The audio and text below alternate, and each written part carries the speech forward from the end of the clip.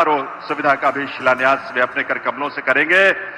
आइए सौभाग्य की इस घड़ी में उत्तर प्रदेश की पावन धरा पर पधारे माननीय प्रधानमंत्री श्री नरेंद्र मोदी जी का वंदन अभिनंदन आपकी करतल ध्वनि के साथ। देवियों सज्जनों, बहुत बहुत स्वागत अभिनंदन। साथ ही स्वागत अभिनंदन माननीय राज्यपाल श्रीमती आनंदीबेन पटेल जी का। इस अवसर पर मंच पर गरिमामयी उपस्थिति है उत्तर प्रदेश के माननीय मुख्यमंत्री श्री योगी आदित्यनाथ जी का। उनका भी आप सबके करतल ध्वनि के साथ स्वागत है। साथ ही स्वागत अभिनंदन माननीय केंद्रीय नागर विमानन मंत्री श्री किंजरापू राममोहन नायडू जी और केंद्रीय वित्त राज्य मंत्री श्री पंकज चौधरी जी का। यहां मंच पर विराजमान विभूतियों में शामिल हैं उत्तर प्रदेश के माननीय उप मुख्यमंत्री श्री केशव प्रसाद मौर्य जी और श्री ब्रजेश पाठक जी। प्रदेश सरकार में लोक निर्माण राज्य मंत्री ब्रजेश सिंह जी जो गौतम बुद्ध नगर के प्रभारी मंत्री भी हैं। गौतम बुद्ध नगर से लोकसभा सांसद डॉक्टर महेश शर्मा जी, माननीय राज्यसभा सांसद श्री सुरेंद्र सिंह नागर जी, माननीय विधायकगण, मंचासीन सभी जनप्रतिनिधिगण और गणमान्य विभूतियों का, महानुभावों का हार्दिक स्वागत अभिनंदन इस पुनीत अवसर पर। और स्वागत उस विशाल जन समुदाय का भी देवियों सज्जनों, आप सबका जो इतनी बड़ी संख्या में आज यहां पधारे हैं। दुनिया के सबसे लोकप्रिय नेता माननीय प्रधानमंत्री श्री नरेंद्र मोदी जी की एक झलक पाने, उनसे प्रेरणा प्राप्त करने के लिए वंदन अभिनंदन आप सभी का। मैं निवेदन करूंगा माननीय मुख्यमंत्री श्री योगी आदित्यनाथ जी से, वे माननीय प्रधानमंत्री महोदय का प्रदेशवासियों की तरफ से स्वागत अभिनंदन करें। प्रधानमंत्री महोदय को एक स्मृति चिन्ह भेंट करें। फिरोजाबाद के विश्व प्रसिद्ध कांच की ये कलाकृति, भगवान बुद्ध का एक सुंदर स्वरूप, आपकी तालियों करतल ध्वनि के साथ अभिनंदन वंदन है इस देश के माननीय प्रधानमंत्री श्री नरेंद्र मोदी जी का। और अब मैं आमंत्रित करूंगा केंद्रीय नागर विमानन मंत्री श्री किंजरापू राममोहन नायडू जी को कि वे ऐसे ऐतिहासिक अवसर पर, जब आप इतनी ऊर्जा उमंग उत्साह के साथ अभिभूत यहां उपस्थित हैं, माननीय प्रधानमंत्री महोदय की गरिमामयी उपस्थिति को नमन करते हुए अपने स्वागत संबोधन के लिए पधारें। माननीय मंत्री महोदय।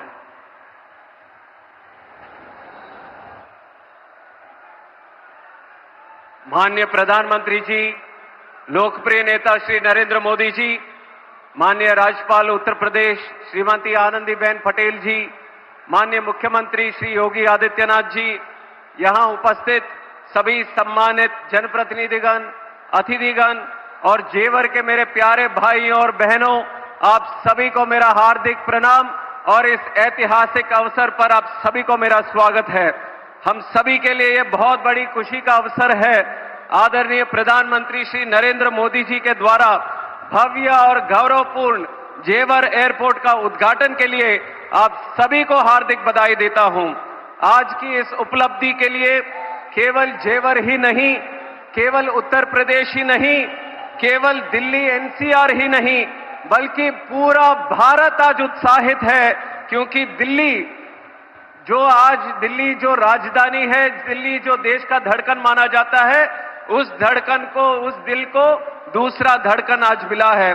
और 11,200 करोड़ रुपए की लागत के साथ 3,000 एकड़ से भी अधिक में फैला हुआ यह विशाल गौरव एयरपोर्ट, जेवर एयरपोर्ट, अपने 4 किलोमीटर लंबे रनवे के साथ अंतर्राष्ट्रीय हवाई यात्रा के लिए पूरी तरह सक्षम है।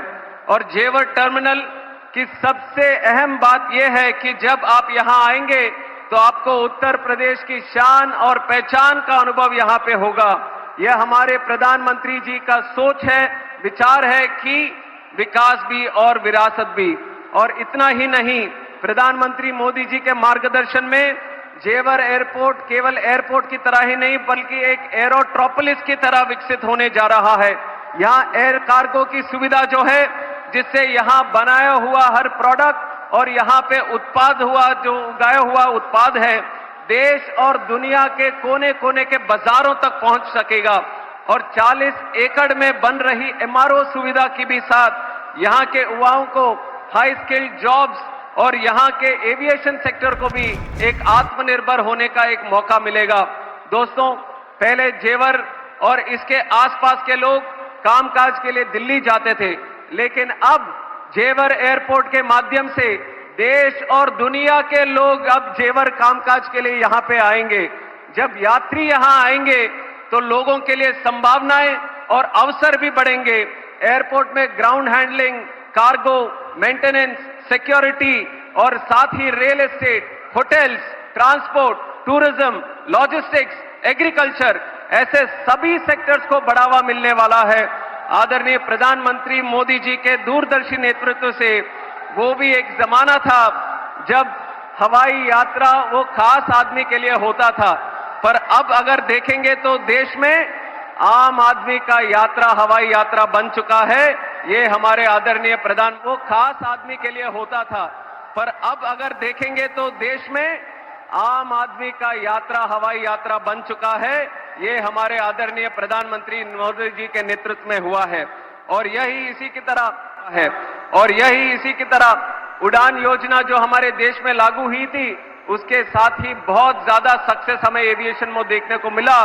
और आज उड़ान योजना के तहत मोदी जी ने 10 साल के लिए इस योजना को और भी बल, और भी शक्ति और भी प्राथमिकता दी है। एनडीए सरकार की वजह से आज एविएशन में प्रधानमंत्री जी के नेतृत्व में काफी बढ़ोतरी पूरे देश में और उत्तर प्रदेश में भी हमें देखने को मिला और इसका पूरा लाभ देश के आम नागरिक को अब मिलने वाला है, क्योंकि वो आम नागरिक जो है वो हमारे प्रधानमंत्री मोदी जी के लिए खास नागरिक है। दोस्तों, और एक चीज आपको याद दिलाना चाहूंगा कि प्रधानमंत्री जी ने सरकार प्रमुख के तहत रिकॉर्ड 8,936 दिन पूरे किए हैं आज तक। और आपको जानना होगा कि इसका मतलब ये नहीं है कि मोदी जी इतने दिन से सरकार प्रमुख थे। इसका मतलब ये है कि इतनों दिन से 8,900 करीब दिन से लगातार बिना रुकावट से, बिना थकावट से देश के लिए, देश की जनता के लिए लगातार सेवा करते रहे। ये सोच, ये विचार हमारे आदरणीय प्रधानमंत्री जी का है। और एक भी दिन कभी विराम नहीं, एक भी दिन कभी आराम नहीं, क्योंकि उनको आनंद मिलता है देश की सेवा करने के लिए, देश को विजय पथ पर आगे रखने के लिए, देश को कर्तव्य मार्ग पर आगे ले जाने के लिए।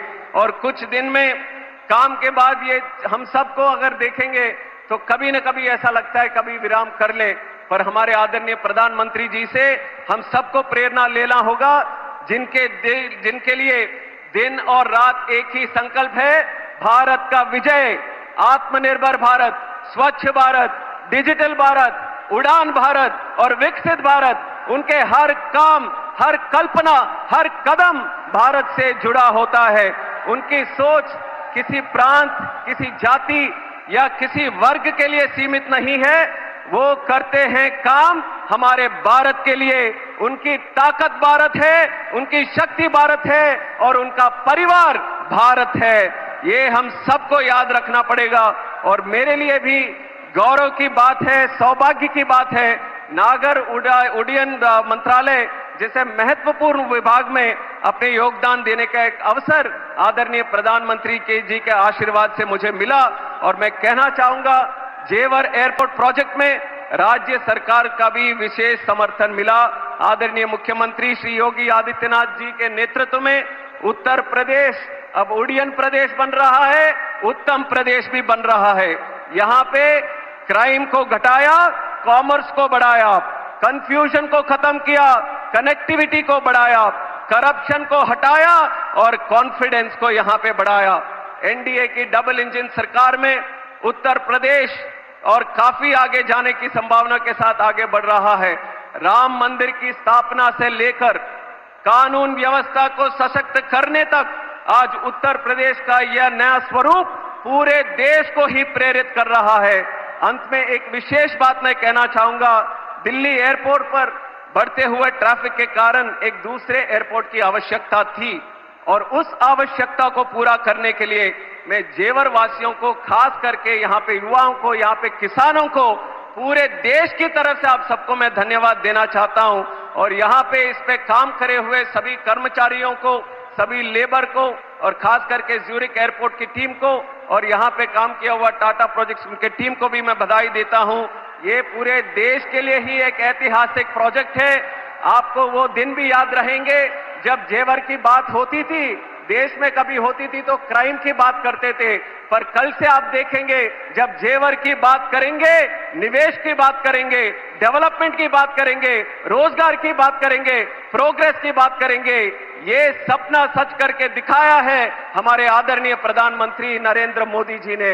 आइए हम सब साथ पर उनका संकल्प जो है विकसित भारत 2047 को पूरा करने में हर आदमी को, हर युवा व्यक्ति को साथ में मिलकर चलना होगा।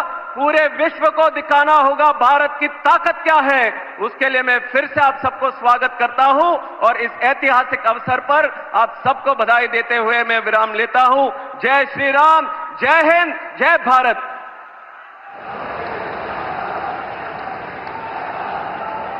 बहुत बहुत आभार।